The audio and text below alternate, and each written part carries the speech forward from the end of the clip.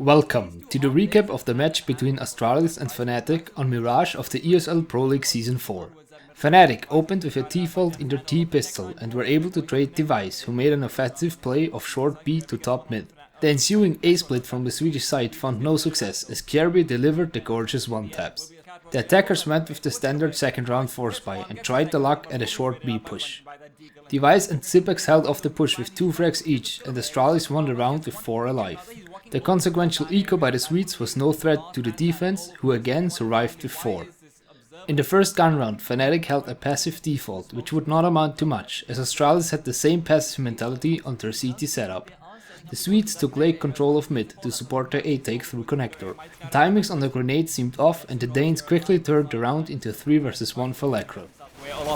Will be taken down by Carrigan, who was sitting in that little cubby. Now Lekr and Dennis are the last 2 people alive versus 3. Dennis goes down towards Kjærby's long range trade on another. Could have come through for Lekr. Lekr gets a third. He could get this. It's 1-on-1 now. Xyp9x though can get this kill with 1 solitary headshot. It's Farmers, but that Farmers can get a kill on 51 HP. Oh my goodness, Lekr. The next round would count for 2, as both teams spent their entire bank to muster a buy. The Swedes had a B-heavy start into the round, and as a result Kjærby, who pushed underpass, wasn't able to achieve more than a 1-for-1 trade. Astralis seemingly had the wrong read as they rotated 3 of the remaining 4 onto A, expecting a similar round to the last one.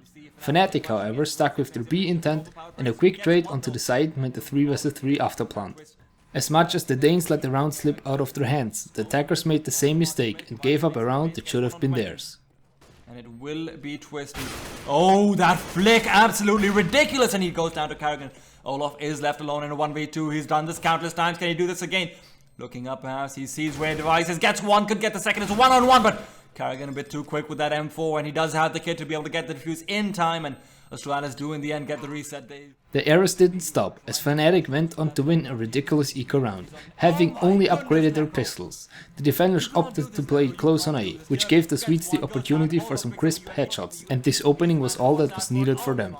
The falling anti-eco was easily converted by Fnatic, allowing them to catch up within 1 round. With Astralis back on the buy, both teams again played a default setup. The Danes eventually took the initiative and found a pick on A ramp, but the advantage was quickly nullified by a trade in mid. The defenders made the right choice of their information from A ramp to rotate towards B. However, they were not patient enough and decided to try to regain mid control. This cost them 2 men with no return, and the round was lost. With an OK anti-eco, Fnatic were able to both be ahead in rounds as well as in terms of economy. Round number 10 allowed Astralis a very good buy, as they had been able to steal 2 AKs. The Danes read their opponents like an open book, and Fnatic's A contact play was hard countered by the 3 defenders present, setting the score to 5-all. Money was decent for both teams, and either side relied again on their default setups. Astralis conceded mid control for free to Fnatic, which allowed the Swedes to push a lurker into connector. The attackers set their aim on the B side and might have been successful, but the distraction on A was not timed correctly and also was shut down easily, and the rotation that the Danes were on was cancelled, which allowed them to shut down B. Fnatic were able to afford another buy, and their fast mid play resulted in them getting control of the area pretty comfortably another time. A bad connector smoke allowed Carrigan to get the first pick though, and Dennis, who was boosted into window, was not aware of Device's presence in ladder. Being 2 men up, the Danes had no issues in closing out the round.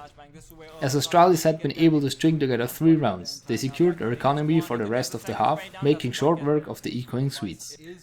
Fnatic was back on a buy and opted for a more mid and B heavy opening. However, once again the defense had the right approach. Their push up mid got them the first pick, and continued aggression in mid allowed them to shut out the attackers.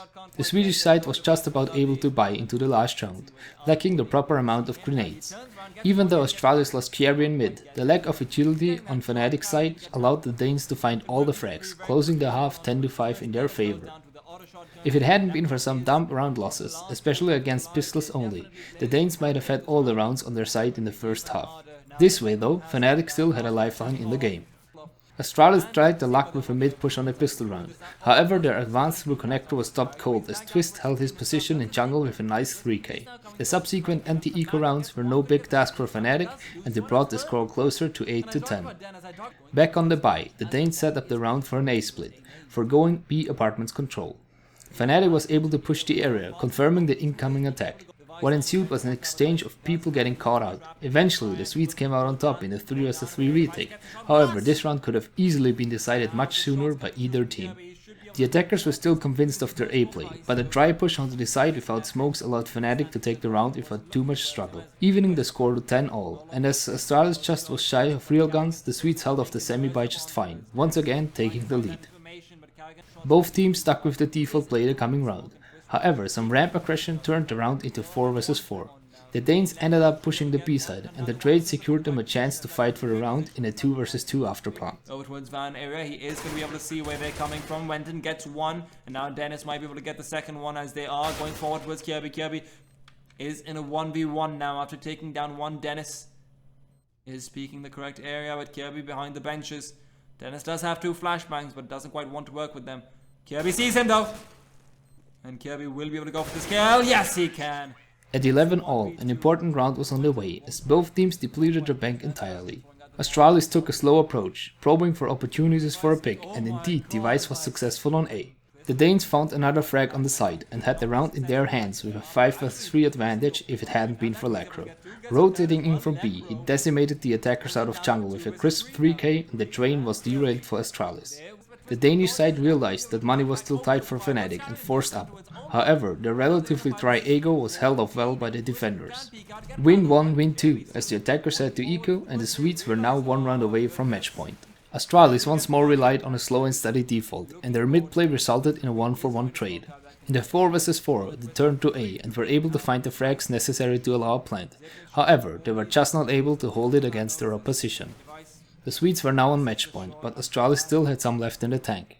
Their mid control into an A split finally brought them success. Even though they lost the first 2 picks, they were able to find all the frags eventually and managed to stay in the game. Fnatic had to eco and Astralis got 1 round closer.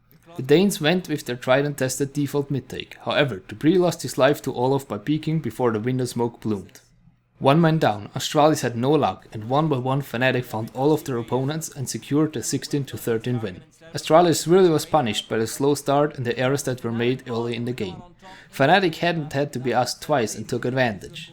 The Swedish defense proved to be just as solid as the Danish one, not committing the same mistakes though, which allowed them to eke out the win.